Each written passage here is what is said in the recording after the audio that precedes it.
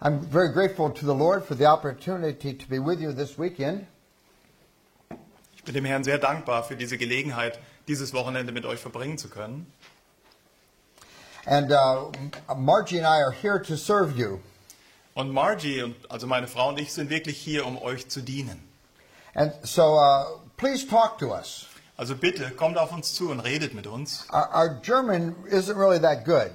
Unser Deutsch ist vielleicht nicht das Beste, But if you find someone who can speak English, we'll be delighted to talk with you. aber wenn ihr jemanden kennt, der des Englischen mächtig ist, dann würden wir gerne mit euch reden. And we're happy to interact with you and talk about questions that you may have. Und es ist wirklich unsere Freude, wenn wir Fragen mit euch besprechen können. Kommt einfach auf uns zu. And we'll be just delighted to have fellowship together in Christ. Und wir freuen uns wirklich über diese Gemeinschaft, die wir mit euch in Christus haben dürfen. What I want to speak to you about tonight is giving our children a vision for the glory of God. Worüber ich heute Abend sprechen möchte, ist, wie man den eigenen Kindern eine Schau, einen Blick für die Herrlichkeit Gottes vermitteln kann. Because we have to give our children biblical ways of understanding and interpreting life. Denn wir müssen in der Lage sein, unseren Kindern biblische Wege aufzuzeigen, wie sie das Leben interpretieren, verstehen können. And of course, the children that you are raising in your home are all worshipers. Denn die Kinder, die ihr in euren Häusern aufzieht, sind alle Anbeter. They can't help worshiping Sie können gar nicht anders als anzubeten. because they're made in the image of God. Denn sie sind in das Bild Gottes geschaffen. They're designed to see the glory of God in all that God has made. Der Herr hat sie ebenso geschaffen, damit sie die Herrlichkeit Gottes erkennen können und alles, was er selbst erschaffen hat. Okay.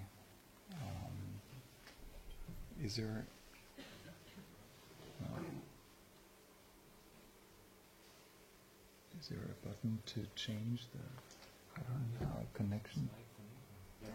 Okay, here it is. Oh, here it was. Here it is. Technology is a mixed blessing. Ja, also Technik ist ein gemischter Segen. Un momento, por favor. Okay. Okay. Our children are designed to see the glory of God in all that God has made. Die Kinder sind ja dazu geschaffen worden, die Herrlichkeit Gottes und alles, was er erschaffen hat, zu erkennen. And to respond to Him with worship and praise and adoration. Sie sollen ja antworten auf diese Herrlichkeit Gottes mit Anbetung. That's what they're designed for. Das ist genau der Grund, wie sie erschaffen wurden. But all of our children are worshipers, whether or not they acknowledge God. Und unsere Kinder sind zu jeder Zeit Anbeter, egal ob sie Gott anerkennen, erkennen oder nicht. They can't help worshiping because they're made in the image of God. Sie können gar nicht anders als anzubeten, weil sie eben in das Bild Gottes geschaffen wurden. They're designed to receive the glory of God in all that He has revealed about Himself. Sie wurden gemacht zu dem Zweck, dass sie die Herrlichkeit Gottes und alles, was Gott von sich selbst geoffenbart hat, zu erkennen, zu empfangen. They love to be dazzled by things. Kinder lieben es, von etwas begeistert zu sein. They love to be fascinated. Sie möchten von irgendwas fasziniert werden. They love to be amazed Sie lieben es, wirklich begeistert zu sein. because they're made for God. Warum? Weil sie für Gott geschaffen sind. And you see that even in very little children. Du siehst das schon in kleinen Kindern. They go off every single day trying to find something to amaze them. Jeden Tag gehen sie raus und suchen etwas, was sie begeistern wird. They're always coming to you with things that they find dazzling. Und die kommen auch immer zu euch und zeigen euch irgendwas, von dem sie selbst begeistert sind. Now, you see, our children are all worshipers.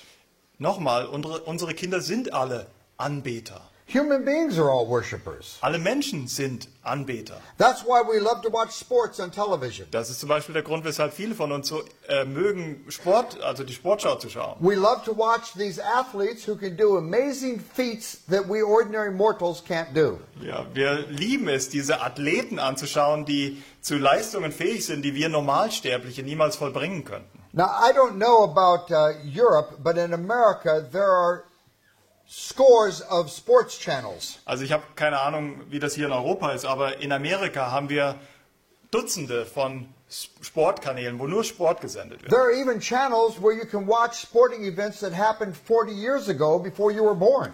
Ihr könnt euch in Amerika sogar auf manchen Kanälen Sportveranstaltungen anschauen, die vor 40 Jahren stattfanden, bevor ihr überhaupt geboren wart. Now see, human beings love to watch these things because we love to be dazzled. Menschen schauen diese Dinge sehr, sehr gerne an. Warum? Weil Menschen lassen sich gerne begeistern. That's uniquely human. Und das ist wirklich einzigartig für den Menschen. Because see, we're made for worship. Warum? Weil wir für die Anbetung geschaffen wurden. Do you know there are no diving competitions for penguins in the Antarctic? Habt ihr gewusst, dass es keine Wettkämpfe unter Pinguinen in der Antarktik gibt? They form these perfect dives and no one scores them. Da gibt es keinen Pinguin, der so einen perfekten Sprung ins Wasser macht und jemand hält dann eine Zahlentafel hoch. A brown bear grabs a salmon out of the Columbia River in the northwest of America. Oder stellt euch einen Braunbär vor im Nordwesten Amerikas und er fängt mit einem Schlag so einen schönen dicken Lachs. Now what an amazing athletic feat. Und das ist wirklich eine außerordentliche athletische Leistung. To grab a swimming fish out of a raging stream. Einen schwimmenden Fisch aus einem reißenden Strom mit einem Griff zu packen. You try that sometime. Versucht das mal. See, but no bears line the shore applauding. Aber da gibt es keine Bären, die dann am Ufer stehen und anfangen zu applaudieren. I just love the way Big Brown does it. Das ist wirklich gut, wie der große Braune das gemacht hat. And you know, no one makes commentary into a microphone. Da gibt es auch keinen, der einen Kommentar abgibt in einem Mikrofon. That's 23 grabs this season. I think that's a record. Diesmal hat er 23 Punkte erreicht. Ich meine, das ist wahrscheinlich der Rekord. Little bears don't grow up with a poster of Big Brown in their den.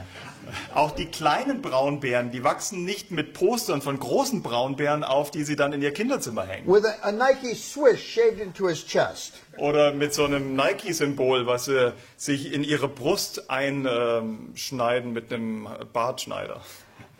See, human beings do that.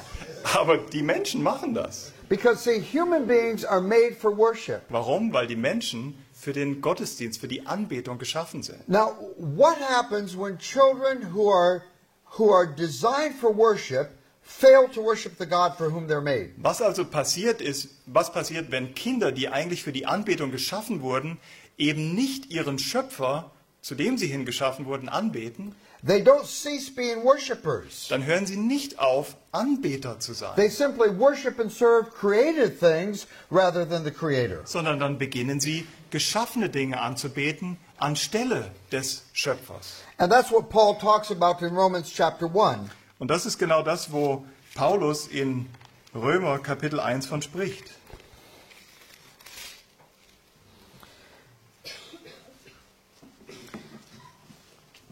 He says in verse 25 that they exchanged the truth of God for a lie and worship and serve created things rather than the Creator.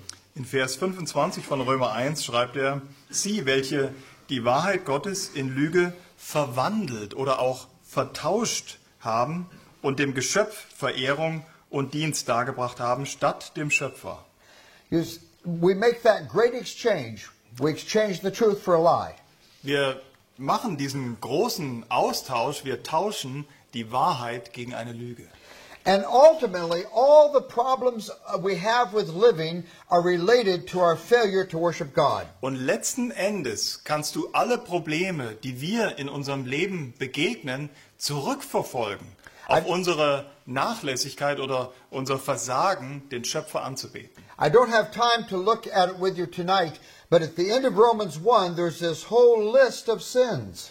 Wir haben heute Abend keine Zeit, jetzt Römer 1 auszulegen, aber am Ende von Römer 1, wisst ihr, ist diese lange Liste von Sünden.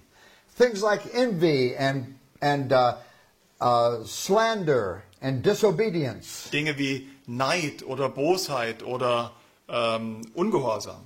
And Romans 1 says those are the things that people give themselves to when they fail to retain the knowledge of God. Und Römer 1 sagt deutlich, das sind die Dinge, denen sich Menschen hingeben, wenn sie eben versagen, sich dem Schöpfer hinzugeben, ihn anzubeten. You see, all problems of behavior are ultimately worship problems. Alle unsere Verhaltensprobleme sind letztendlich Anbetungsprobleme. And exchanging the truth for a lie produces moral degradation. Und wenn wir die Wahrheit für die Lüge mit Lüge ersetzen, dann degenerieren wir in unserer Moral. And that means the problem of bad behavior is never solved on the level of behavior. Und deswegen könnt ihr das Problem von schlechtem Verhalten niemals auf der Ebene des Verhaltens lösen. It can only be solved on the level of worship. Es kann nur auf der Ebene der Anbetung gelöst werden. But you see, my point tonight is that you and your children are all worshipers.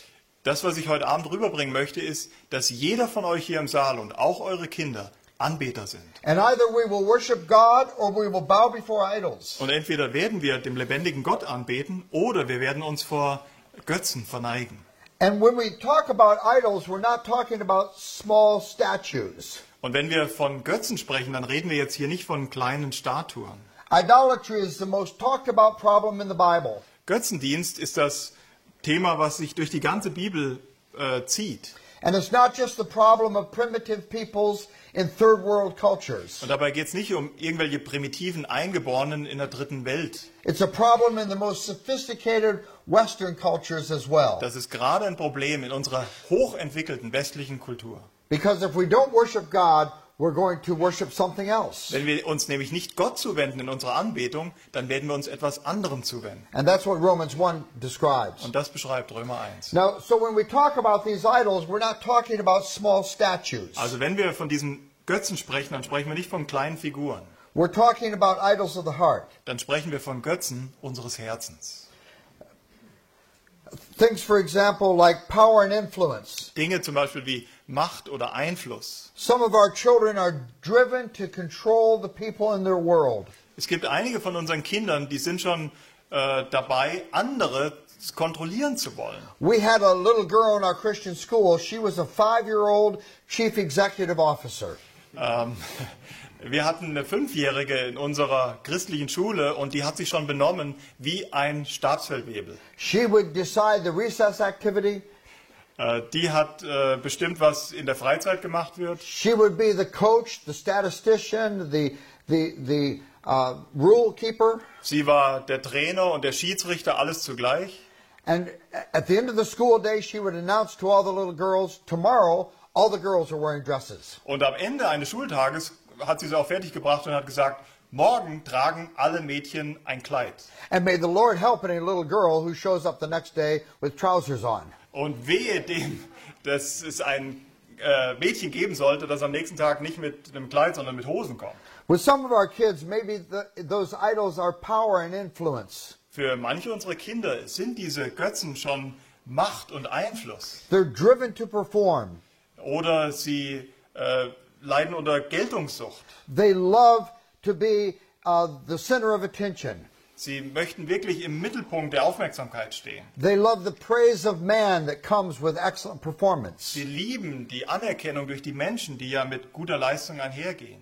With some of our children, maybe it's possessions. Für einige unserer Kinder mögen diese Götzen vielleicht Besitztümer sein. They have a lust for material possessions. Haben in dem kleinen Alter, in dem jungen Alter schon eine Lust für materiellen Besitz. And they love to display their things. Und sie lieben es, ihren Besitz allen zu zeigen. They arrange all their toys just in exactly the right order in their bedroom. Da werden die Spielzeuge in einer ganz vornehmen Art und Weise aufgereiht und aufgebaut. One of my sons used to arrange all of his little toy soldiers, all facing the right way for battle. Einer meiner Söhne zum Beispiel hat seine kleinen Spielzeugsoldaten aufgestellt und zwar wirklich ganz sauber in Schlachtreihen einander gegenüberstehen. Sometimes I would come in and I would just turn one 180 degrees to see how long it would take him to notice. Und dann bin ich manchmal in seinen Raum gegangen und habe einen 180 Grad rumgedreht, um herauszufinden, wie lange es dauert, bis er das merkt. And he'd be lying there ready to go to sleep and he would get up and walk across the room and put it back to where it belongs. Und es kann sein, er war schon im Bett und dann sieht er das und dann geht er nochmal aus dem Bett raus und geht zu seinem Soldaten und dreht ihn wieder richtig. Now, these are children that want assurances from you when they leave the house that no one will touch their things while they're gone. Das sind die Kinder, die eine Bestätigung von euch verlangen, wenn sie das Haus verlassen, dass niemand ihre Zinnsoldaten anpackt. Maybe with some of our children it's pleasure and sensuality. Vielleicht ist es auch für manche unserer Kinder mehr das Vergnügen oder Sinnesfreudigkeit. They love the excitement of going new places and doing new things. Die lieben es, an neue Orte zu kommen und neue Dinge auszuprobieren. And they're always looking for some heart-throbbing excitement. Und sie suchen immer einen neuen Kick in ihrem Sucht nach Vergnügen. And if there's not something exciting to do, they're bored and there's nothing to do. Und wenn es da nichts wirklich außerordentlich Neues gibt, dann ist alles langweilig. Maybe with some of our children it's the fear of man or the desire to be approved by others. Vielleicht ist für manche unserer Kinder auch die Menschenfurcht solch ein Götze. Or we could think of friendship. Sometimes children will be more loyal to their friends than they are to their parents. Oder denkt an Freundschaften. Es gibt manche Kinder, die sind ihren Freunden mehr ergeben als ihren eigenen Eltern. And the illustrations could go on endlessly. Und ihr könntet diese Beispiele weiter und weiter führen. But the point is that your children do all the things that Romans 1 describes. Aber was ich euch rüberbringen möchte, ist, eure Kinder tun schon alles, was Römer 1 beschreibt. Just as you do. Genau wie ihr das tut. We will either worship God and delight ourselves in Him, or we will bow before idols. Entweder beten wir den lebendigen Gott an und haben unsere Herzensfreude an ihm, oder wir verneigen uns vor Götzen. Now, in light of that, one of the most important callings God has given you is to show your children the glory of God. Und das im Hinterkopf behaltend, ist eine eurer größten Berufungen als Eltern, den Kindern die Herrlichkeit Gottes nahezubringen, zu zeigen. Psalm 145 calls us to this calling. Psalm 145 ruft uns eben dazu auf. The psalmist says, I will exalt you, my God, the King. I will praise your name forever and ever. Im Psalm 145, Vers 1 steht, ich will dich erheben, mein Gott, du König, und deinen Namen preisen immer und ewig. Every day I will praise you and extol your name forever and ever. Täglich will ich dich preisen, deinen Namen will ich loben, immer und ewig. Great is the Lord and most worthy of praise. His greatness no one can fathom. Groß ist der Herr und sehr zu loben, seine Größe ist unerforschlich. This is an amazing statement. Das ist wirklich eine beeindruckende Aussage. There's a greatness to God that cannot be measured. Da gibt es eine Größe Gottes, die nicht messbar ist. If you drop the line to measure the depth of the ocean of God's greatness, the line never touches bottom. Wenn ihr versucht, ein Lot, ein Senkblei hinunterzulassen zu der Größe Gottes, dann wird dieses Lot niemals Grund fassen. Now listen to the way the parenting task is described in this passage. Und jetzt achtet bitte darauf, wie hier eine Aufgabe für die Eltern hervorgehoben wird. One generation will commend your works to another. Ein Geschlecht wird dem anderen rühmen deine Werke. That's parenting. Das ist, was es heißt, Eltern zu sein. To be the one generation commending the works of God to the next generation. Eine Generation rühmt die Werke Gottes der nächsten Generation. It says they will tell of your mighty acts. Es heißt hier, sie werden von deinen Machttaten verkünden. They will speak of the glorious splendor of your majesty. Sie werden von der herrlichen Größe und Majestät deiner Majestät sprechen. They will tell of the power of your awesome deeds. Sie werden von der Kraft deiner großartigen Werke sprechen. They will celebrate your abundant goodness and joyfully sing of your righteousness. Und sie werden von deiner Güte reden und darüber Lob singen. That's parenting, brothers and sisters. Das heißt es, Eltern zu sein. It's one of the most important callings God has given us. Das ist einer der höchsten Berufungen, die du als Vater oder Mutter hast. Is to be this one generation showing the glory of God to the next generation. Du sollst diese Generation sein, die der nächsten Generation von der Herrlichkeit Gottes zeugt. Helping our children get a vision for the wonder of His character. Wir sollen der nächsten Generation helfen, eine Schau für die Großartigkeit seines Charakters zu bekommen. Helping them to see the endless complexity of his being. Wir sollen versuchen, ihnen einen Blick dafür zu geben, wie großartig sein Sein, sein Dasein ist, wie unfassbar es ist. Helping them to wonder at his greatness and immensity. Wir sollen ihnen helfen, dass sie sich über seine Größe und seine Unerforschlichkeit wirklich freuen und staunen. Showing them his unending power. Seine unendliche Macht. His righteous judgments. Seine gerechten Urteile. The wonder of his grace and mercy. Die Größe seiner Gnade und seiner Barmherzigkeit. It's to be one generation commending the works of God to the next generation. Eine Generation rühmt die Werke Gottes der nächsten Generation. It's the most important part of parenting that we could imagine. Das ist die wichtigste Aufgabe in eurer Elternschaft, die ihr euch vorstellen könnt. You see, your children are instinctively worshipers. Nochmal, eure Kinder sind instinktive Anbeter.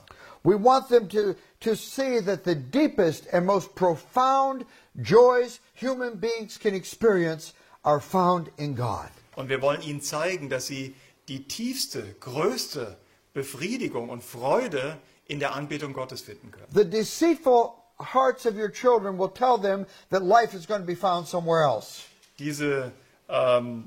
Das Herz, was so betrügerisch ist in den Kindern, wird ihnen versuchen beizubringen, dass sie ihre Erfüllung in der Welt finden.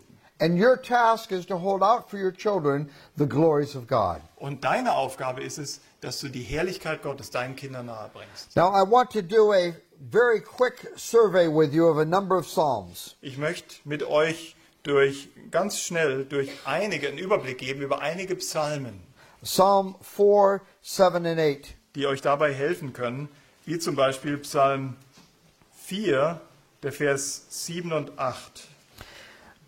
Many are asking, who can show us any good? Let the light of your face shine on us, O Lord. You have filled my heart with greater joy than when their grain and new wine abound. Psalm 4, Vers 7 sagt, viele sagen, wer wird uns Gutes schauen lassen?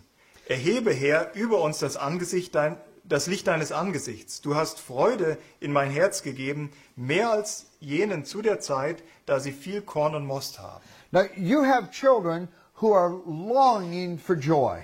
Ihr habt Kinder, die verlangen nach Freude.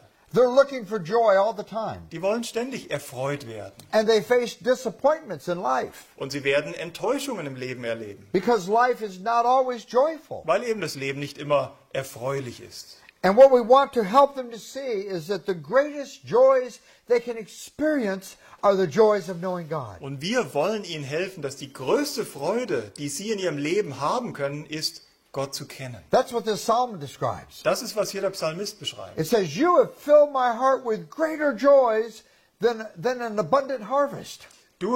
Es heißt hier im Vers 8, du hast mein Herz mit mehr Freude erfüllt als, übersetzt jetzt, eine große Ernte. Now I want you to think about the word picture in this psalm, Ich möchte, dass ihr euch ein bisschen Gedanken über das Bild, das Wort macht, was hier gebraucht wurde. because it's a very vivid picture. Denn das ist ein sehr lebendiges Bild. The psalmist is writing in a non-technical age. Der Psalmist schreibt ja in einem Nicht-Technologie-Zeitalter. There are no hothouses that enable us to rush or to extend harvest. Da gab es keine Möglichkeit, die Ernte irgendwie zu konservieren, wie wir das heute zum Beispiel durch Einkochen machen. There's no international shipping that makes it possible for us to eat fresh fruits and vegetables year round. Damals gab es auch keine Flugzeuge, die es uns heute ermöglichen, das ganze Jahr über frische Früchte zu genießen. There's no science of food preservation. Da gab es auch noch nicht diese Wissenschaft, wie man Früchte Essen haltbar machen kann. You have this brief period of time in each season when there's a fresh harvest. Du hattest in mehreren Zeiten des Jahres diese kurze Zeit, wo du einen Ertrag genießen konntest. And you may as well eat it because you have no ability to preserve it. Und du musstest es dann zu dieser Zeit genießen, weil es gab keine Möglichkeit, dieses Essen zu konservieren. And you're going to live on dried and salted things the rest of the year. Und für den Rest des Jahres musst du dann an getrocknete oder gesalzene Sachen essen. Can you imagine how joyful harvest time was? Könnt ihr euch vorstellen, wie wunderbar Erntezeit damals war? That's the word picture here. Und das ist das Bild, was der Psalmist hier gebraucht. You have filled my heart with greater joy than when grain and new wine abound. Du, der Herr, hast mein Herz mehr gefüllt als in der Zeit, wo ich mich über all den Wein und die Früchte und die Ernte gefreut habe. You have children that are hardwired to pursue joy. Ihr habt Kinder, die verlangen danach, Freude in ihrem Leben zu erleben. And you have the basis for solid and lasting joys. Und ihr habt die Grundlage für eine dauerhafte, für eine grundfeste Freude. The greatest joys human beings can experience are the joys of knowing Die God. größte Freude, die ein Mensch überhaupt erleben kann, ist, Gott zu kennen. There's greater joy in Him than when grain and new wine abound. Größere Freude in ihm als zu der Zeit, wo Wein und Weizen im Überfluss sind. It's a message your children need to be hearing all the time. Das ist eine Botschaft, die eure Kinder ständig hören müssen. Oh, children, you are made for God. Kinder, ihr seid für Gott geschaffen. The greatest joys you can find are found in savoring the presence of God. Die größte Freude, die ihr je erleben könnt, ist, die Gegenwart Gottes zu genießen. Psalm 16. Psalm 16. I wish I could look at this whole psalm with you, Ich wünschte mir, wir könnten den ganzen Psalm anschauen. but I want you to notice verse 11. Aber ich möchte euch vor allem Vers 11 zeigen. You have made known to me the path of life. You will fill me with joy in your presence, with eternal pleasures at your right hand.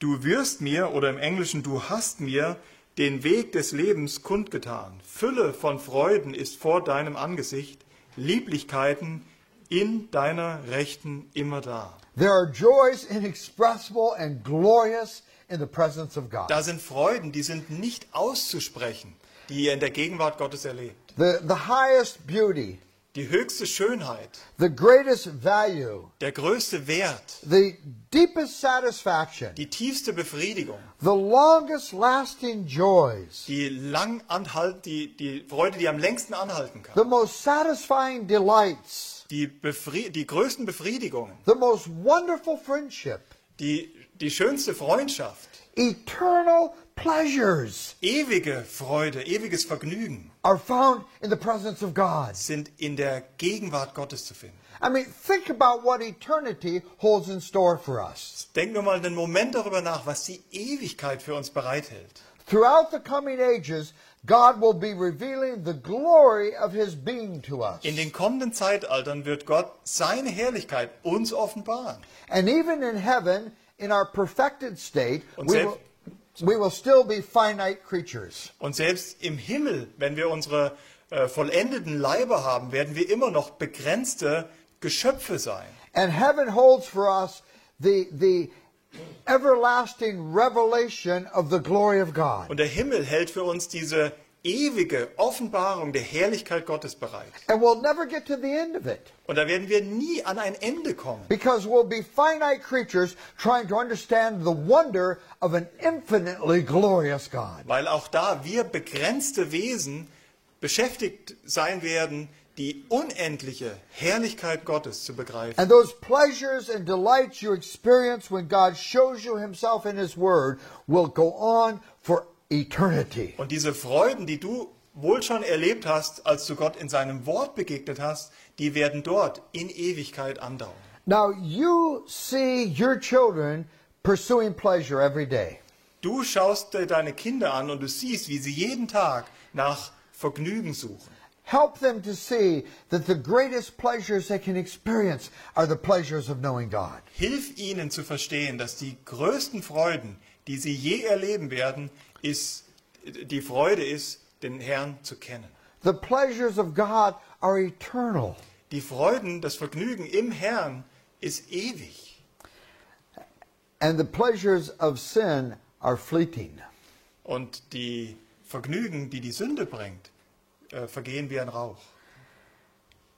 See, your children are hungry and thirsty, Eure Kinder sind hungrig und durstig. and they're trying to satisfy that hunger and thirst in 1,000 places. Und die versuchen, diesen Hunger auf vielfältige Weise an vielfältigen Orten zu stillen. And because they are made for worship, Und denkt dran, sie sind für die Anbetung geschaffen. it fits their deepest needs for you to hold out for them the glories of God. Und somit erfüllt ihr damit ihr größtes Verlangen, ihnen die Herrlichkeit Gottes nahezubringen. Because that's the authentic answer to their deepest needs. Denn das ist die authentische, die wahrhafte Antwort auf ihr größtes Verlangen, auf ihre größten Bedürfnisse.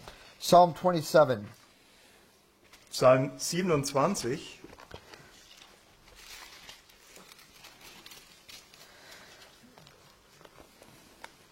The psalmist says, "The Lord is my light and my salvation. Whom shall I fear? The Lord is the stronghold of my life. Of whom shall I be afraid?" Psalm 27, Vers 1 sagt, der Herr ist mein Licht und mein Heil, vor wem sollte ich mich fürchten? Der Herr ist meines Lebens Zuflucht, vor wem sollte ich mich erschrecken? When evil men advance against me to devour my flesh. Wenn Übeltäter mir nahen und mein Fleisch zu fressen. Now, did you hear those words? Habt ihr die Worte wirklich gehört? When evil men advance against me to devour my flesh. Wenn Übeltäter mir nahen, mein Fleisch zu fressen. That sounds serious to me. Das hört sich recht ernst an. Doesn't that sound serious to you? Wie hört sich das für euch an? If you came home and you said, "Honey, evil men were advancing against me today to devour my flesh," Stellt euch vor, ihr kommt nach Hause und ihr sagt, Liebstes, Übeltäter haben heute versucht, mein Fleisch zu fressen. she'd probably stop what she's doing and say, "Well, tell me about it. What happened?" Sie wird wahrscheinlich das Kartoffelmesser fallen lassen und fragen, was ist dir passiert? When my enemies and foes attack me. Wenn meine Feinde und meine Bedränger mich angreifen. Though an army besiege me, my heart will not fear. Und selbst wenn ein Heer sich gegen mich lagert, so fürchtet sich mein Herz nicht. Though war break out against me, even then I'll be confident. Auch wenn sich Krieg gegen mich erheben sollte, auch dann bin ich vertrauensvoll. One thing I ask of the Lord, and that's what I seek. Eins habe ich vom Herrn erbeten und danach trachte ich. Now stop and think about this. Jetzt haltet dort inne und denkt darüber nach. I have evil men advancing against me to devour my flesh. Ich habe böse Menschen, die mein Fleisch fressen wollen. Enemies and foes attacking me. Bedränger und Feinde greifen mich an. An army besieges me. Ein ganzes Heer belagert mich. War breaks out against me. Ein Krieg bricht gegen mich aus. I have one request of God. Und dann habe ich nur einen Wunsch von Gott.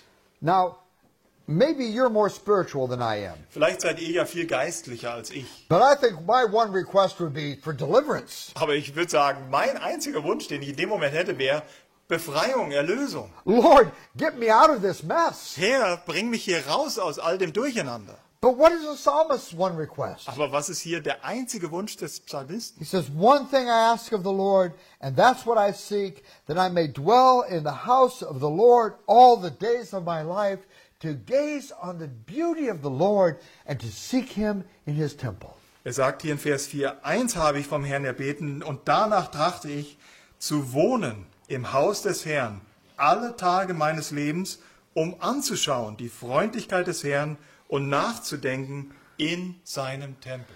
Now, you see your children many times facing difficult things and longing for deliverance.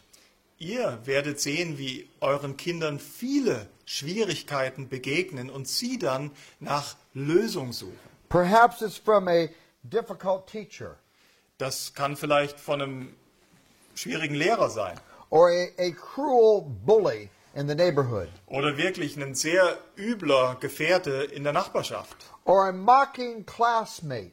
oder ein Klassenkamerad, der ihm ständig zusetzt. And they long for deliverance. Und sie sehnen sich nach Befreiung davon. Help them see that the greatest deliverance they can ever experience is not a change in circumstances. Und dann hilf ihnen zu erkennen, dass die größte Befreiung, die sie je erleben können, nicht darin liegt, dass sich die Umstände ändern. The greatest deliverance they can ever experience is God.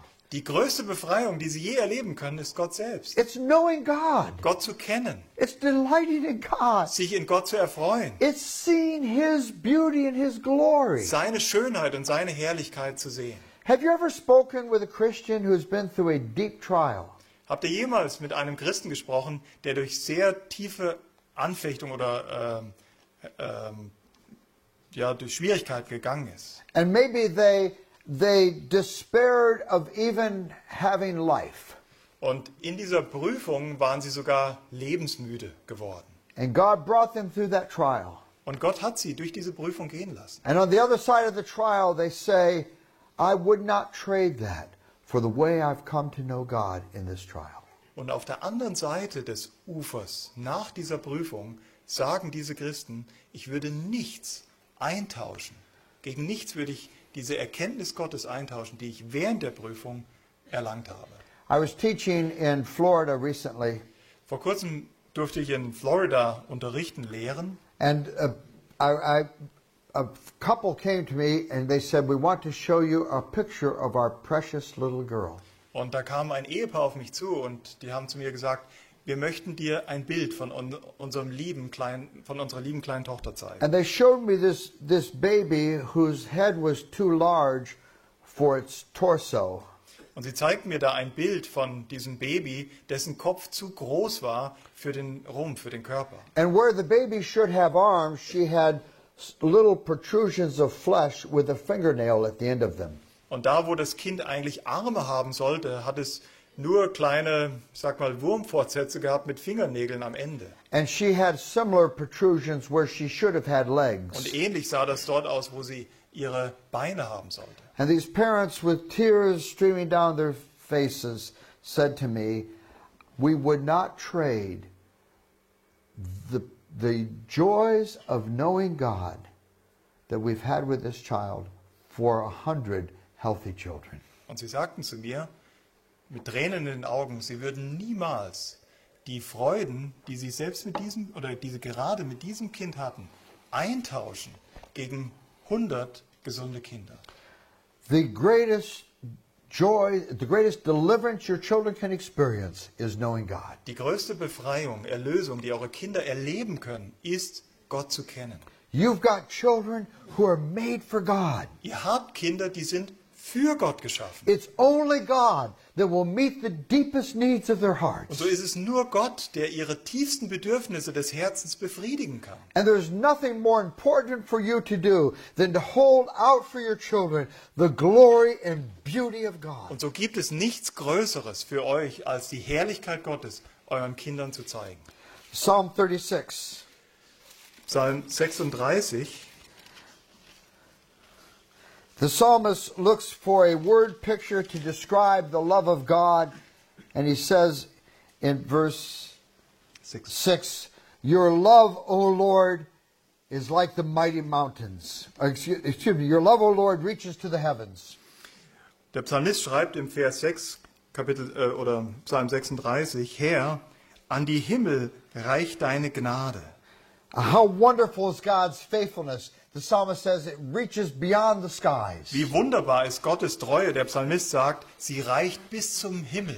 And he says your righteousness is like the mighty mountains. Er sagt, deine Gerechtigkeit ist wie die großen Berge. There are these snow-capped peaks of righteousness. Das sind diese schneebedeckten Gipfel deiner Gerechtigkeit. Your justice is like the great deep. Deine Gerechtigkeit ist wie die Tiefe, die Urtiefe des Meeres. It's like these crevices in the Pacific Ocean that go down 36,000 meters. Es ist wie diese Urtiefen im Pazifik, die 36.000 Meter hinabgehen.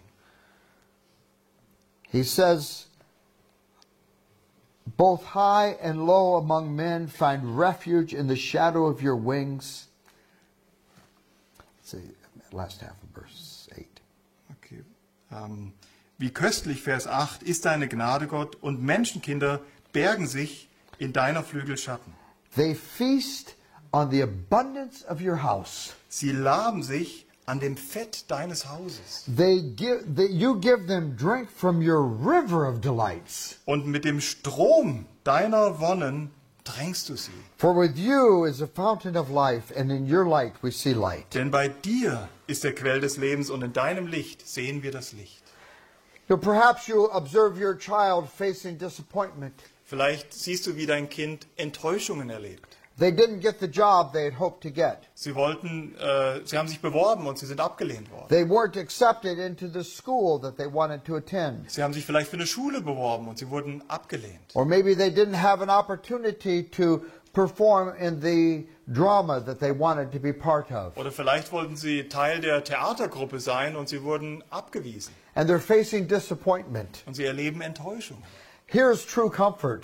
Und hier ist wahrer Trost. We have a God who enables us to feast on abundance. Wir haben einen Gott, der uns hilft, wirklich zu schwelgen in ihm. He will let us drink from his river of delights. Er wird uns von dem Strom seiner Freuden tränken. The greatest joys your children can experience are the joys of knowing God. Die größten Freuden, die größten Wonnen, die dein Kind je erleben kann, ist, Gott zu kennen. Help your children see the beauties of Christ. So hilf bitte deinem Kind, die Schönheit Christi zu sehen. Help them feast on him. Hilf ihm darauf, wirklich daran sich zu laben. Help them savor his preciousness. Seine Einzigartigkeit und seine Köstlichkeit anzuschauen und im Herzen zu bergen. Because true fulfillment and success are found in relationship with God. Denn wahre Erfüllung und wahrer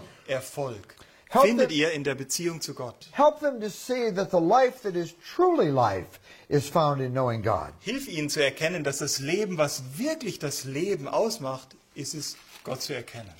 Psalm 63. Psalm 63. The psalmist says in verse 2, my soul finds, O God, you are my God. Earnestly I seek you. My soul thirsts for you. My body longs for you in a dry and weary land where there is no water. Psalm 63, Vers 2. Gott, mein Gott, bist du. Nach dir suche ich. Es dürstet nach dir meine Seele. Nach dir schmachtet mein Fleisch in einem dürren und erschöpften Land ohne Wasser. As a place to satisfy the thirst of your children's souls, this world is a desert. Um den Durst der Seele deines Kindes zu befriedigen, dafür wird diese Welt eine Wüste sein. It's a dry and weary land where there is no water. Ein trockenes und erschöpftes Land ohne Wasser. But the psalmist says, I've seen you in the sanctuary. I've beheld your power and your glory. Because your love is better than life, my lips will glorify you. I will praise you as long as I live, and in your name I will lift my hands. My soul will be satisfied as with the richest of foods. With singing lips, my mouth will praise you. Aber der Psalmist antwortet ab Vers 3, so schaue ich im Heiligtum nach dir, um deine Macht und deine Herrlichkeit zu sehen. Denn deine Gnade ist besser als Leben. Meine Lippen werden dich rühmen. So werde ich dich preisen während meines Lebens, meine Hände in deinem Namen aufheben. Wie von Mark und Fett wird meine Seele gesättigt werden, und mit jubelnden Lippen wird mein Mund loben. This part of our life with our children has got to include helping them to see the wonders and glories of God. Den Lebensabschnitt, den du mit deinen Kindern gehst, der muss beinhalten, dass du ihnen die Herrlichkeiten, die Großartigkeiten Gottes zeigst. Open up for them passages of Scripture that describe God's character. Öffne mit ihnen zusammen die Schrift und zeige ihnen Gottes Charakter. Help them to see His mighty deeds. Hilf ihnen, seine Großtaten zu erkennen. Show them the soul-satisfying joys of delighting themselves in God. Hilf ihnen zu erkennen, wie befriedigend, tief befriedigend das für die eigene Seele ist, Gott zu erkennen. Oh, children, your souls long for satisfaction. Satisfaction is found in God. Ihr Kinder, eure Herzen verlangen nach Befriedigung, und diese Befriedigung findet ihr in Gott. No wonder Psalm 73 says in verse 25 and 26, Whom have I in heaven but you? And earth has nothing I desire beside you. My flesh and my heart may fail, but God is the strength of my heart and my portion forever. Kein Wunder, dass wir im Psalm 73, Vers 25 lesen können. Psalm 73, Vers 25. Wen habe ich im Himmel und außer dir habe ich an nichts gefallen auf der Erde. Mag auch mein Leib und mein Herz vergehen, meines Herzens Fels und mein Teil ist Gott auf ewig. Psalm 81, the psalmist says in verse 11, I am the Lord your God who brought you up out of Egypt. Open wide your mouth and I will fill it. Im Psalm 81, Vers 11 sagt der Psalmist, ich bin der Herr, dein Gott, der dich aus dem Land Ägypten herausgeführt hat. Tue deinen Mund weit auf und ich will ihn füllen. Verse 17 says, you would be fed with the finest of wheat, with honey from the rock would I satisfy you. Vers 17 sagt, mit dem besten Weizen werde ich dich speisen und mit Honig aus dem Felsen werde ich dich sättigen. God gives the finest of wheat. Gott gibt den besten Weizen. He gives honey from the rock. Er gibt den Honig vom Felsen.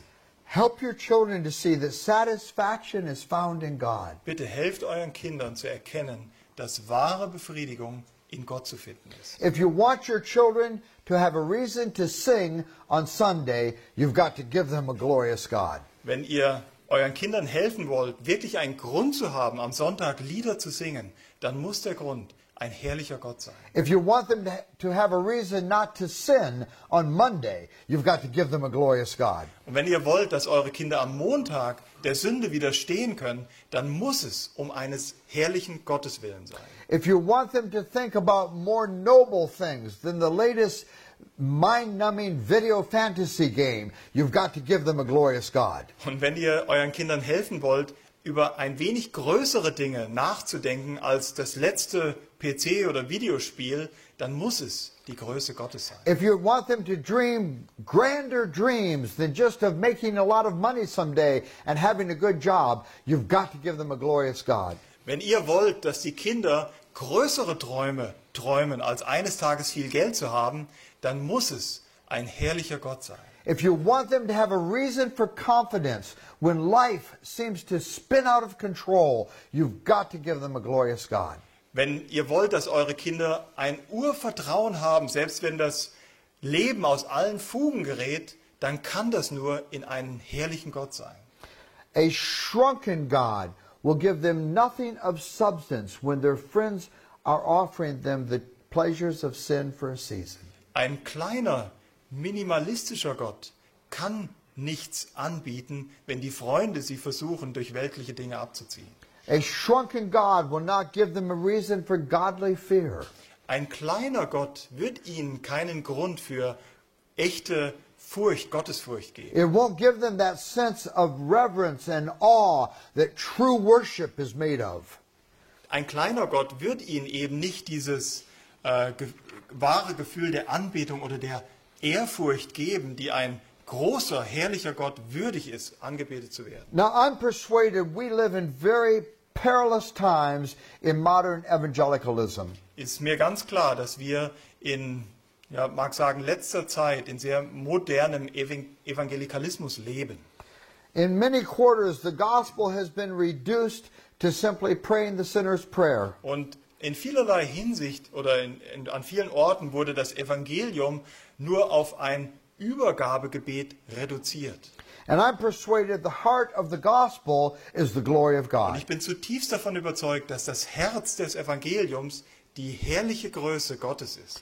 God is a God who is jealous for his own glory. That's why he sends his son to earth. Gott ist ein Gott, der eifersüchtig ist für seine eigene Herrlichkeit und eben deshalb sandte er seinen Sohn. The son is jealous for his glory, and so he prays that we may see his glory. Der Sohn ist ebenso eifersüchtig für seine eigene Herrlichkeit und deswegen betet er, dass wir seine Herrlichkeit schauen mögen. It's God's jealousy for his glory that causes him to save a people for himself. Es ist Gottes Eifersucht für seine eigene Herrlichkeit, die ihn dazu drängt, Menschen zu retten. Psalm 96 Psalm 96 says, Sing to the Lord a new song, sing to the Lord all the earth, sing to the Lord, praise his name, proclaim his salvation day after day. Psalm 96, Vers 1. Singt dem Herrn ein neues Lied. Singe dem Herrn, ganze Erde. Singt dem Herrn, preist seinen Namen, verkündigt von Tag zu Tag sein Heil. Now what follows here is a proclamation of salvation. Declare his glory among the nations. Was jetzt hier folgt, ist wie ein Siegesruf. Verkündigt sein Heil unter den Nationen. God is the one who is great and greatly to be praised. Verkündigt seine Herrlichkeit unter den Nationen. Gott ist jemand, der groß ist, gewürdigt und angebetet zu werden. He is the one who is to be feared above all gods. Er ist derjenige, der gefürchtet werden muss, über allem, allen Göttern. Splendor and majesty are before him. Herrlichkeit und Macht sind vor ihm. Strength and glory are in his sanctuary. Stärke und Größe sind in seinem Heiligtum. And the message to be declared is that the Lord reigns. Und die Botschaft, die hier verkündigt werden muss, ist, der Herr ist regiert. He has established the world and it cannot be moved. Er hat die Erde fest gegründet und sie kann nicht bewegt werden. He is a glorious God of splendor and majesty. Er ist ein herrlicher Gott von Größe und Majestät. Now these are truths you must hold out to your children who are worshipers. Das sind die Wahrheiten, die ihr den Augen eurer Kinder vorhalten müsst. Because the God of the Bible, Denn der Gott der Bibel he is the one true God. ist der eine wahre Gott. And he is the only supreme object of worship. Und er ist der Einzige, der würdig ist, angebetet zu werden. Er ist das einzige Objekt der Anbetung. You want the glorious splendor of God's majesty to be the sun at the center of your child's universe. Ihr wollt, dass die Herrlichkeit Gottes die Sonne darstellt in dem Universum des Herzens eurer Kinder. And you know, with our universe, the sun with its weight and mass keeps all the planets in their proper orbit. Um eben diese Sonne der Herrlichkeit Gottes soll sich alles andere in diesem Universum drehen. And the only thing that will keep life in its proper orbit for your children is the weight and mass of God at the center of the universe. Und das Einzige, was wirklich das Leben eurer Kinder dauerhaft zusammenhalten kann, ist eben dieses Gewicht, diese Masse von Gottes Herrlichkeit im Zentrum. Do you remember the kingdom parable in Matthew chapter 13? Ihr könnt euch an das Gleichnis in Matthäus 13 erinnern, wo es um das Himmelreich geht. Jesus says the kingdom of heaven is like a treasure hidden in a field, verse 44, which a man found and covered up, and then in his joy he goes out and he sells all that he has so that he can buy the field. Der Herr sagt in Matthäus 13, Vers 44, das Reich der Himmel gleicht einem im Acker verborgenen Schatz, den ein Mensch fand und verbarg. Und vor Freude darüber geht er hin und verkauft alles, was er hat, und kauft jenen Acker. Here's this man, he's walking along and he finds this treasure in a field. Da ist dieser Mensch, der läuft über den Acker und in dem Acker findet er diesen Schatz. He stumbles over it. He apparently wasn't looking for it. Er hat noch nicht mal richtig danach gesucht. Er stolpert über diesen Schatz. But he sees this treasure. Und da sieht er diesen Schatz. Gold, jewels, rubies. Gold, Juwelen, Rubinen. Things of incredible value. Dinge von unschätzbarem Wert. Now remember what he does. Und schaut, was er tut. The first thing he does is he buries it again. Das Erste, was er tut, ist, er vergräbt es wieder. He looks around. He hopes no one else has seen the Und er schaut treasure. sich um und hofft, dass kein anderer diesen Schatz sieht. And in his joy, he goes out and he sells everything that he has. Und in seiner Freude darüber verkauft er alles, was er hat. He puts it all on eBay. Er stellt alles bei eBay ein. He sells everything that he has so that he can come back and buy that field and possess that treasure. Alles, was er hat, verkauft er, damit er das Geld hat, um zurückzukommen, um diesen Acker zu erwerben, um den Schatz zu haben. He's dazzled by the treasure. Er ist begeistert von diesem Schatz. Once he has seen its beauty, he can't think of anything else. Als er einmal diese Herrlichkeit von diesem Schatz gesehen hat, kann er nichts anderes mehr denken. Nothing he owns matters to him anymore. Nichts, was er besitzt, ist wirklich noch von Bedeutung für ihn. All he can think about is the treasure. Alles, woran er denken kann, ist in dem Moment dieser Schatz. And how can I get enough money to buy the field where that treasure Und wie is? kann ich genug Geld machen, um diesen Acker zu kaufen, wo der Schatz drin liegt? And so he sells everything. Und so verkauft er alles. Now, brothers and sisters, hear this. Ihr Lieben, hört das bitte. Until your children are persuaded, I must have God, no matter what it costs. Solange eure Kinder nicht davon überzeugt sind, dass sie Gott haben müssen, egal was es kostet, They will never truly know him and love him and serve him. werden sie niemals ihn wirklich kennenlernen und ihm dienen. They've got to see he is the treasure in the field. Sie müssen erkennen, dass er der Schatz im Acker ist. He is the lily of the valley. Er ist die Lilie im Feld. He is the bright and morning star. Er ist der herrliche Morgenstern. He is the one who is altogether lovely. Er ist der allsamt lieblich ist. He is the one my soul has been longing for all the while. Er ist derjenige, nach dem meine Seele getrachtet hat, all die Jahre. I must sell everything so that I can have him. Alles muss ich verkaufen, nur um ihn zu haben. Now think about this man who finds the treasure in the field. Denk doch mal an diesen Mann, der diesen Schatz im Acker findet. And he goes off and he sells everything so that he can come back and possess that Er geht ja treasure. weg und verkauft alles, nur um diesen Schatz zu haben. What is he motivated by? Von was wird dieser Mann motiviert? Is he motivated by duty? Wird er von Pflichterfüllung angetrieben? Wouldn't you know, I'd have to find the treasure in the field. Ich musste hier den Schatz im Acker finden. I hate it when this happens. Das war eine Katastrophe. Ich habe das gehasst, als das Now I'm passiert. going to have to go sell everything so I can buy the field and possess the treasure. Und jetzt muss ich loslaufen und alles verkaufen, nur um diesen Acker zu kaufen. That's absurd, isn't it? Das ist absolut absurd. He's not driven by duty. Er ist doch nicht von Pflichterfüllung He's getrieben. overwhelmed with Er ist joy. überwältigt von Freude. His heart's pounding. Sein Herz schlägt. He can't believe his good fortune. Er kann gar nicht glauben, was er für ein Glück hat. He can't think of anything else. Er kann an nichts anderes mehr denken. I've got to have the Ich treasure. muss diesen Schatz haben. And Jesus says that's what the kingdom of heaven is like. Und das sagt Jesus. So ist das Himmelreich. Brothers and sisters, let's show our children that Jesus is the treasure. Brüder und Schwestern, zeigt den Kindern, dass Jesus der Schatz ist. He is the one for whom we can enjoy, lay down everything. Er ist derjenige, in dem wir alles an allem erfreuen können. And if we have him, we will be wealthy indeed. Wenn wir ihn haben, dann sind wir wirklich reich. And if we own the whole world and don't have him, we'll be paupers. Sollten wir selbst die ganze Welt gewinnen und ihn nicht haben, sind wir die allerletzten. Now, real quickly, why is this so important? Zum Schluss, warum ist das so wichtig?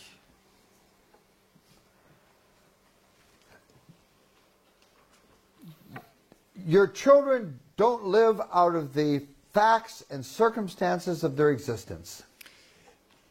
Eure Kinder, die leben nicht nur aus diesen Tatsachen und den Umständen ihres Lebens.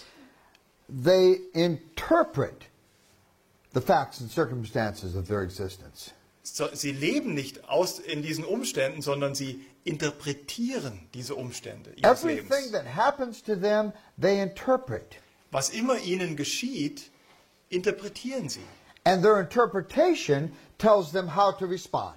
Und die Interpretation dessen, was ihnen im Leben geschieht, das löst ihre Reaktion aus. Now, the key truth to enable us to interpret life correctly is the being and existence of the God of the Bible. Und die Schlüsselwahrheit, um die Umstände unseres Lebens richtig zu interpretieren, ist das Wissen des ewigen Gottes, das Wissen um des ewigen Gottes. And if your children are going to interpret life correctly, they've got to understand who the Lord is. Wenn eure Kinder das Leben richtig interpretieren sollen, wenn sie richtig reagieren sollen aufs Leben, dann müssen sie den Gott der Herrlichkeit kennen. The second thing is that solid and lasting pleasures are found in knowing and loving God. Und das Zweite ist, eine stabile und andauernde Freude ist nur in der Erkenntnis Gottes zu finden. We're made for God.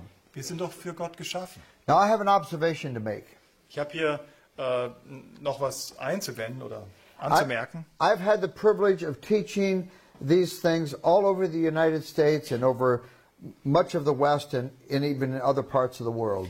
Es war mir gegönnt, dass ich diese Wahrheiten mit vielen, vielen Menschen eigentlich in den ganzen Vereinigten Staaten und auch an anderen Orten der Welt teilen und weitergeben konnte.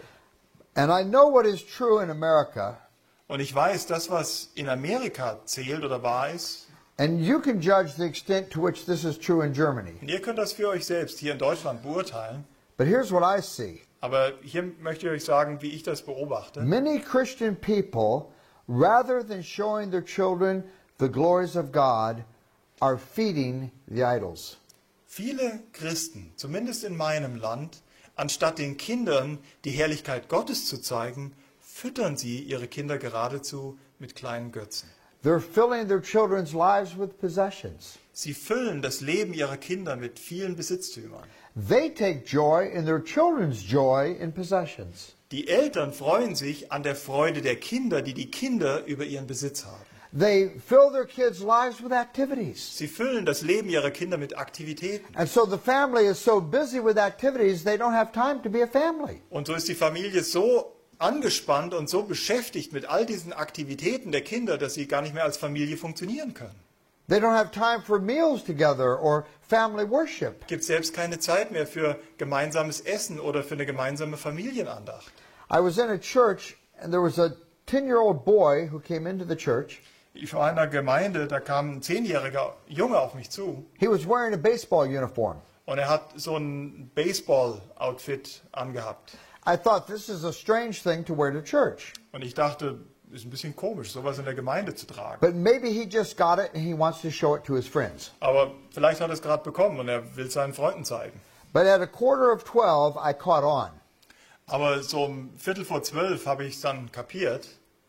Because at 11:45 the family got up and they walked out of the church. Denn um 11:45 ist die ganze Familie aufgestanden und sie haben den Saal verlassen. Now they weren't mad at the pastor. Die waren jetzt nicht böse auf den Pastor. There's a baseball game and it starts at 12. Da gab es ein Baseballspiel und das begann um 12. And if you arrive late, the coach won't let you play.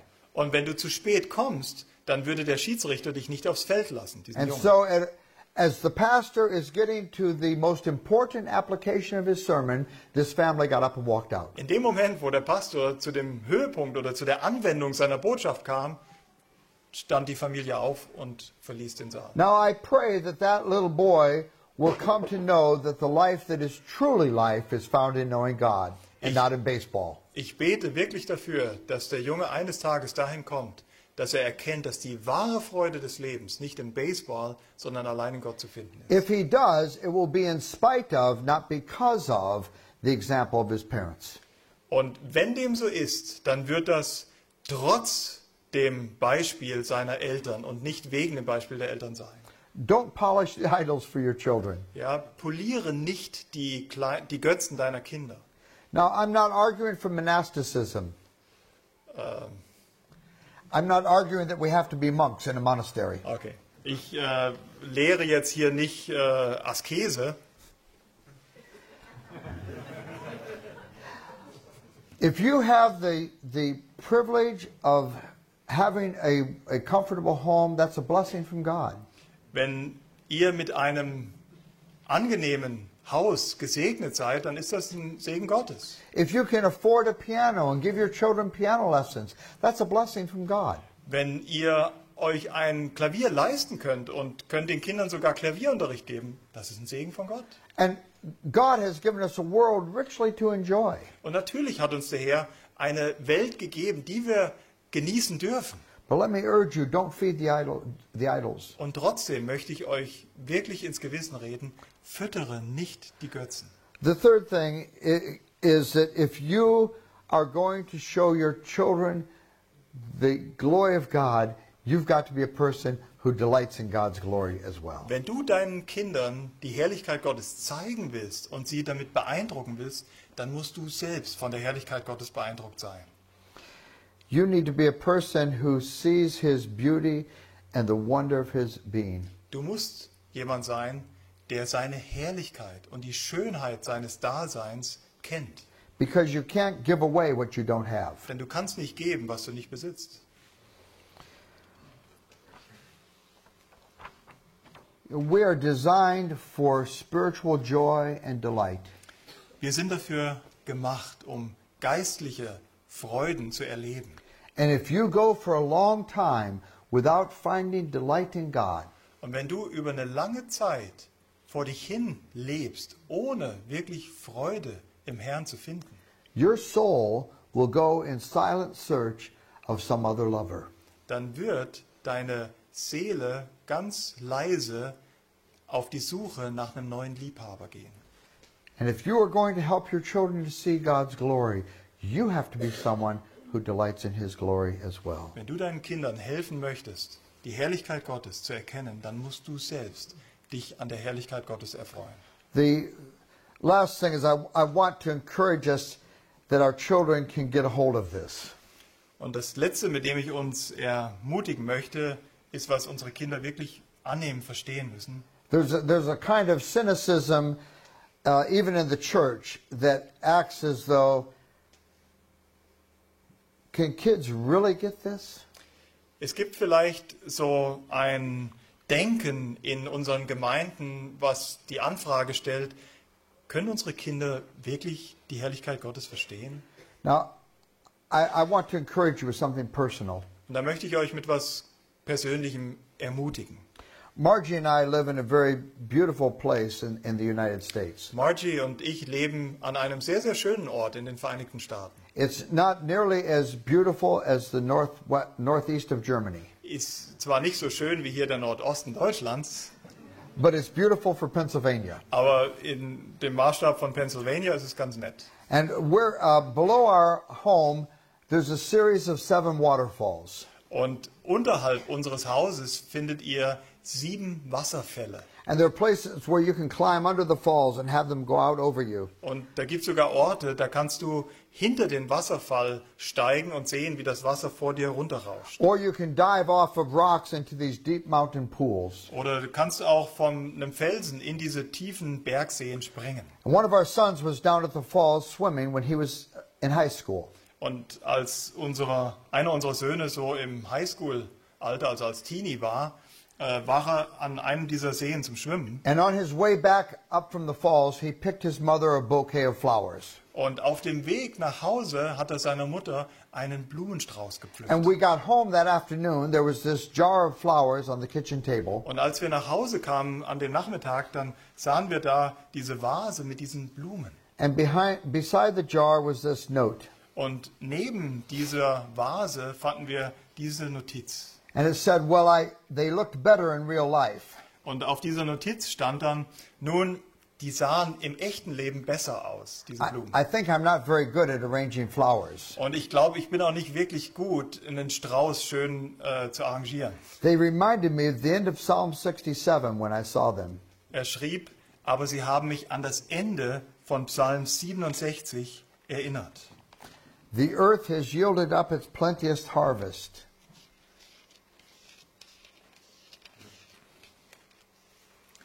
Am Ende von Psalm 67 finden wir, die Erde gibt ihren Ertrag. God, our own God, will bless us, and all the ends of the earth will fear and bless His holy name. Gott, unser Gott, wird uns segnen, Gott wird uns segnen und alle Enden der Erde werden ihn fürchten. Someday I will actually understand the whole concept of that. Und er schreibt hier, eines Tages werde ich die tiefe Bedeutung dieser Worte verstehen. I suppose the psalmist did. Ich denke, der Psalmist hat es verstanden. I'm afraid my understanding of reality is terribly limited. Ich fürchte, dass mein Verständnis von der Realität sehr, sehr begrenzt ist. No wonder Moses' face glowed after he was on the mountain. Kein Wunder, dass das Angesicht Mose geleuchtet hat, als er vom Berg kam. The best I can do sounds so much like just words that I'm shocked at my dullness. Das Beste, was ich tun kann, sind leider nur Worte und ich bin schockiert über meine Lauheit. Oh well, so much for man's greatness. So viel in Bezug auf die Größe der Menschen. If I could comprehend the essence of God, then I would just have an inferior God or a superior human. Wenn ich Say that again. If I could comprehend the essence of God, Wenn ich das Wesen Gottes nur ein bisschen verstehen könnte, then I would just have an inferior God or a superior human. dann würde ich entweder einen kleinen Gott haben und dann einen großen Menschen. Praise God, I can't. Aber danke Gott, dass dem nicht so ist. My point, brothers and sisters, is our children can get it. Was ich hiermit ausdrücken will, ist mit dieser Notiz, unsere Kinder können das verstehen. We need to hold out for them the glory of God. Und wir müssen ihnen die Herrlichkeit Gottes zeigen. You know, the Christian life begins with glory. Das christliche Leben beginnt mit Herrlichkeit. The God of this age has blinded the minds of unbelievers so they can't see the glory of God. Der Gott dieses Zeitalters hat den Verstand der Ungläubigen geblendet, dass sie den Lebendigen nicht erkennen können. But what happens in conversion?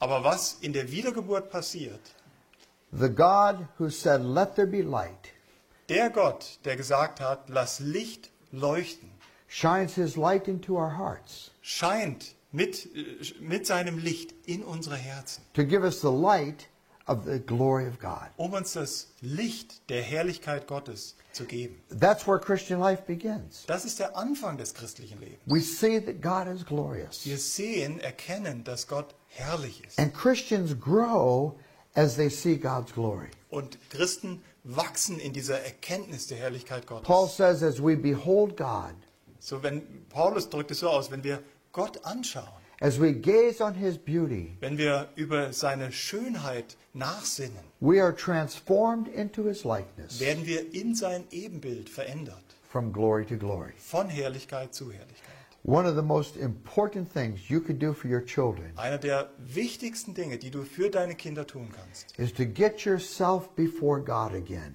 ist, dich selbst vor Gott zu bringen, so that you're dazzled by his glory, dass du selbst leuchtest und begeistert bist von seiner Herrlichkeit. and so that you can come to your children and show them his glory. Und dass du dann zu deinen Kindern gehen kannst und ihnen seine Herrlichkeit zeigen kannst. Now, if you feel moved by these things, Wenn ihr innerlich angesprochen seid von diesen Dingen and yet they seem distant to you and maybe unlike your experience, und ihr denkt vielleicht, das ist trotzdem irgendwie so weit weg und das ist ganz anders als das, was ich bis jetzt in meiner Kindererziehung erlebt habe, what are you going to do with that?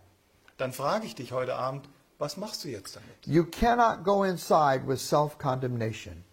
Du kannst nicht einfach weggehen und im Selbstmitleid schwelgen. That won't move you toward God. Das wird dich nicht zu Gott bringen. That just reinforces our pride and our self-righteousness. Tatsächlich wird das nur wieder unseren eigenen Stolz und unsere eigene Selbstgerechtigkeit füttern.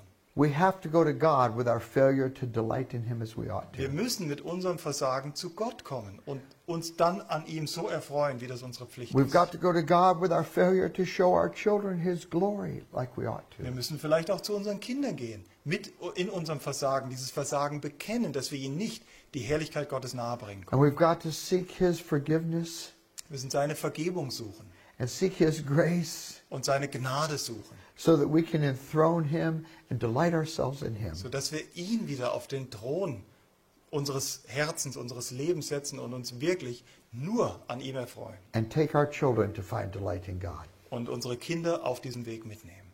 Let's pray together. Lass uns zusammen beten. Father, we ask that you would help us to find our joy in you. Vater im Himmel, wir bitten dich, dass du uns hilfst, unsere Freude in dir zu finden. And then we ask, O God, that we would show our children your worth and your beauty. Und wir bitten dich, o Gott, dass du uns hilfst, unseren Kindern deine Größe und deine Schönheit zu zeigen. And we pray that you would raise up from our homes children that love God, Und wir bitten dich, dass du von unseren Häusern Kinder aufwachsen lässt, die dich lieben, children who see his glory, die deine Herrlichkeit sehen, who are overwhelmed with his grace and mercy, die überwältigt sind von deiner Gnade und von deiner Barmherzigkeit and who live for him. und die für dich leben.